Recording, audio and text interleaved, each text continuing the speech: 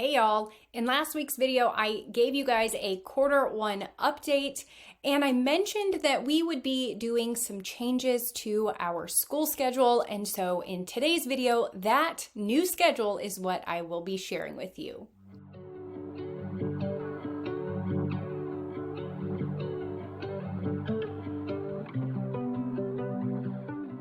We no longer have co-op on Wednesdays, so that has allowed us to kind of shift our schedule a little bit, and it really is exciting for me to know that we can now have Fridays as open days, catch-up days, take-off days, whatever it is.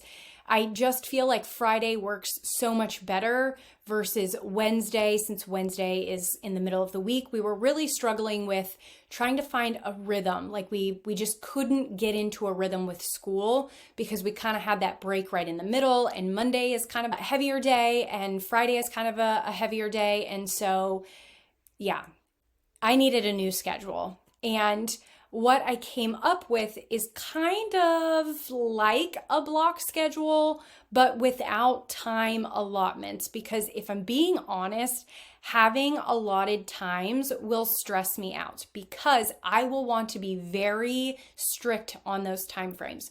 Whether I say this is a 1 hour block for this particular activity, or whether I say from this time to this time is for this scheduled activity, I'm really going to be a stickler for that. And I know it's going to cause stress and overwhelm.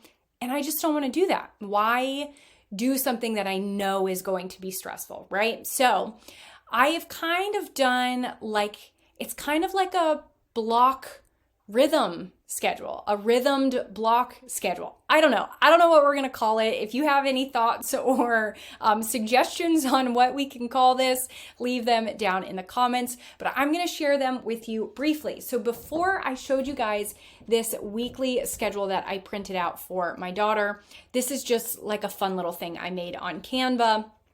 It's got every day of the week here. I use this binder clip and a command strip to hang these. So that's how I hang those up. Super simple, super easy. So I've broken them into two sections, right? This top section is the things that we will do together. And then the bottom section is all of my daughter's independent work. So she knows during our school block, that's the time we're doing the things together. And then during her independent block is when she's doing her independent work. Really, the only thing that has changed here is I just shifted the days down a little bit, sort of. I did a little bit of a flip-flop. We moved to all about spelling and history to Monday because that's a lighter day based off of what I have on my schedule. Tuesdays and Wednesdays are a little bit more full, a little bit more robust because I have more time Tuesdays and Wednesdays. Thursday is another could be kind of a light day, could be a little bit of a heavier day because it's unit study day. And so just kind of depends on how we're feeling. And then Friday, of course, like I said, I left that open. That could just be an off day. It could be a day that we are out doing things that we need to. This is a very busy season for us, just given all of the things. And so sometimes we really need that Friday to just be out of the home, doing errands, whatever. And so that's available, or we can use it as a catch-up day or fun crafting day or whatever. It's just open. And it's at the tail end of the week, which I am so looking forward to. We tried this similar schedule a couple of weeks back when we had a little co-op break, and it was so good because we actually got everything completed. We were able to kind of move a little bit slower, get it going on Monday, and then Tuesday, Wednesday were strong, good days. Thursday, we were like, okay, let's get it done. We're almost finished. And then Friday, we were off, and it was so good, so good. I loved it. So I am really hopeful that it will stay the same.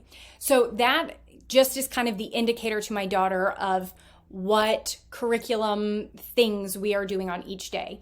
As far as her actual schedule, okay, so this tells her, this is kind of that rhythm block thing I was talking about. Monday, she starts with breakfast and then moves to morning chores, independent work, free play, then it's lunch, Then we have school time. Again, that's the time that we're doing school together. Free play again, afternoon chores, and then we have dance that day.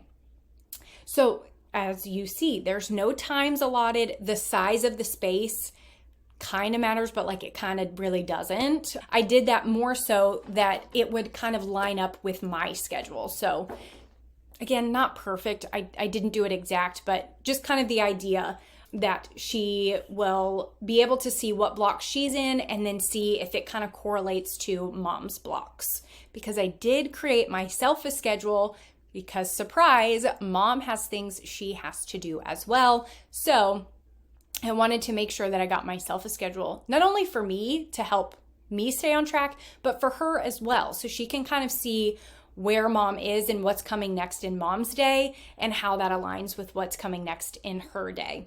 And so we just kind of move throughout the week that way. Again, just whenever breakfast is done, what's your next block? It's your chores. When are your chores? You know, it doesn't matter how long, but when your chores are done, then it's independent time. And then we have the free play section. So the faster you get these things done with quality, the more time you'll have for free play, because you don't have anything else until lunchtime. And lunchtime is always 11:15, 11:30. So that's kind of up to her. You know what I mean? That's how I structured that. And then, like I said, I made myself a schedule. So same thing. I have the same things for myself. They're just blocks that let me know what is coming next. So I have get breakfast, get dressed, do my morning chores. I have a meeting in the mornings, lunch, then we do school together, my afternoon chores, and then of course dance. And it kind of just goes throughout the week. One really great thing that I will say, giving myself a morning chores section and an afternoon chores section works really phenomenally with my Passionate Penny Pincher planner. So I shared this a while back. I will link it at the end of the video for you, but that's kind of how she has her chores set up. So you have your morning chores here and your afternoon chores here. It works so good. So that's how I have correlated the two. My morning chores, these morning chores get done during my morning chores time. These afternoon chores get done in my afternoon chores block. Does that make sense? And then each day she does give like little extra things that you can do. I will fit those in when I can and how I can. That may be like I just combine all of those things and do that on Fridays. I don't know. I will work that in. But if I can get some kind of consistency with all of those things, we will be doing great. If you are wondering what's been going on during the first quarter, how we're liking curriculums, all of those types of things, I will link our quarter one update here. Otherwise, thank you guys so much for watching, and I will talk to you soon.